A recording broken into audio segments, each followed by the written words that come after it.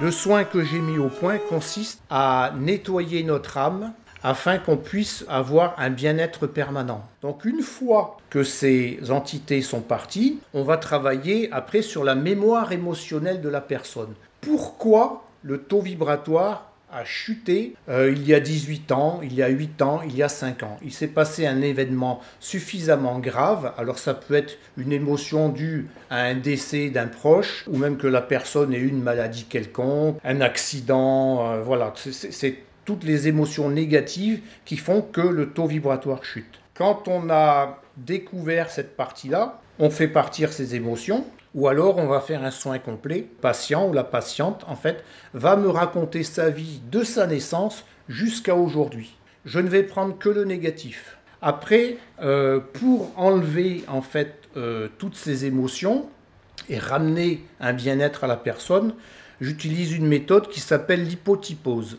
C'est une figure de style qui consiste à décrire une scène de manière si frappante qu'on croit la revivre. Moi, je ne veux pas précisément que la personne revive le malheur qu'elle a vécu, mais qu'elle en retire une image. Et c'est sur cette image que je vais travailler avec la personne. C'est-à-dire que la personne va avoir l'image dans sa tête et par télépathie, je vais aller capter cette image et après, on va verbaliser cette image. C'est-à-dire que je vais demander au patient de me dire quel mot correspondrait à cet événement. On va avoir 4 ou 5 mots. Et petit à petit, on va dire, bon, ben maintenant, quel serait le mot qui représenterait vraiment cet événement. Et petit à petit, on va éliminer. Lorsque l'on a, alors la personne a toujours l'image en tête, et moi aussi, lorsque l'on a défini le mot qui correspond, à ce moment-là, je vais faire dire à la personne en boucle et dans sa tête, pendant que moi je vais travailler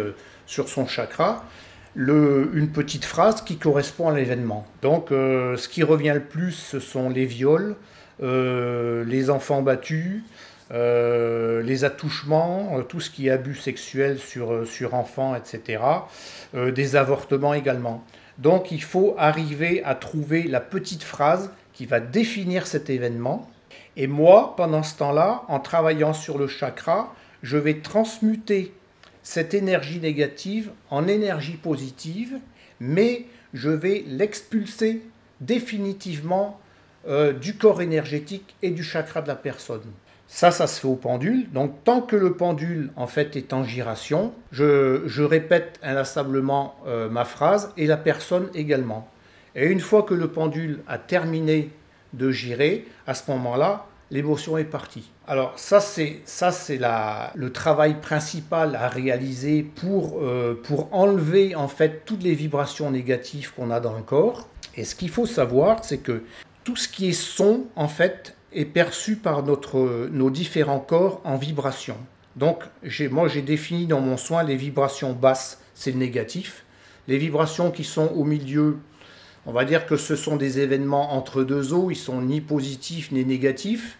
Et après, il y a les vibrations aiguës, donc ça, ce sont les positifs. Donc, lorsque le bébé est dans le ventre de sa maman, si sa maman a une vie saine, il aura toujours des bonnes vibrations.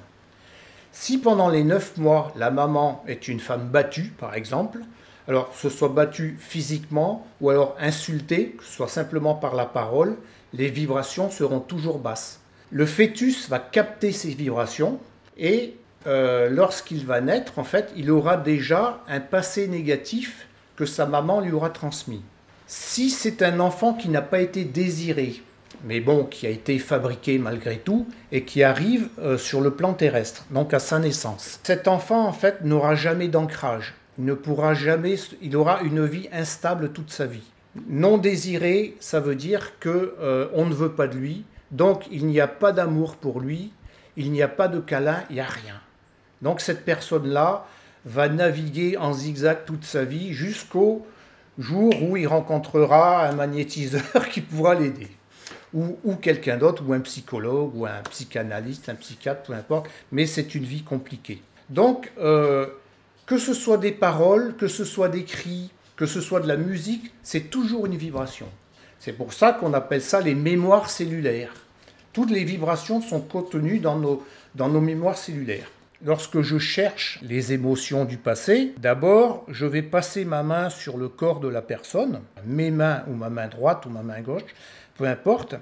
Alors moi, je capte des changements de température et ensuite, lorsque j'ai localisé un endroit qui me paraît intéressant, il se passe quelque chose, à ce moment-là, je vais faire travailler ma pensée. On appelle ça la force pensée, c'est-à-dire que je vais entrer en contact avec le corps de la personne. C'est lui qui me parle, qui va me dire ce qui ne va pas et où ça ne va pas. Et ce sont mes mains qui vont capter les vibrations.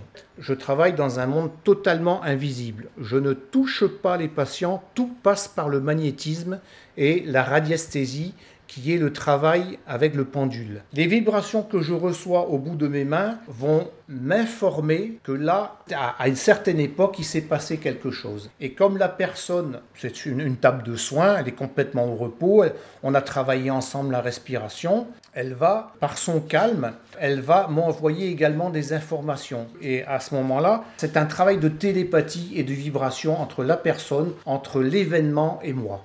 Et là, je vais poser des questions au patient en lui demandant, à telle époque, lorsque vous aviez, on va dire un exemple, lorsque vous aviez 8 ans par exemple, est-ce que vous avez été abusé par une personne?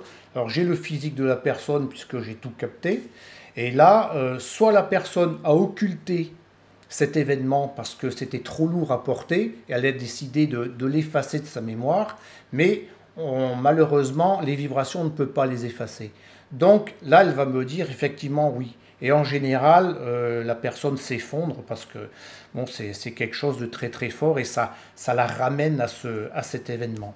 Et c'est là que c'est intéressant parce que en creusant, on arrive à découvrir des choses, des événements que la personne avait complètement occultés ou décidé d'oublier, ou étant trop petite, elle n'avait pas en fait réalisé l'importance de cette émotion.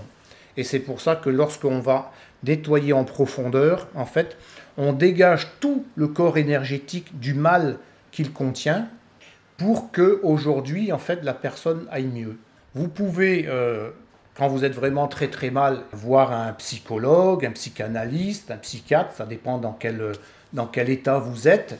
Après mon soin, il faut continuer à consulter parce que bon, ça fait partie de la vie de la personne. Je ne suis pas un devin, ni un sorcier, ni un marabout pour dire non, il faut tout arrêter, ça ne sert à rien. Au contraire, moi je fais un travail sur le corps énergétique, mais ces gens-là font un travail sur vos souvenirs et vos mémoires. Donc on est complémentaires.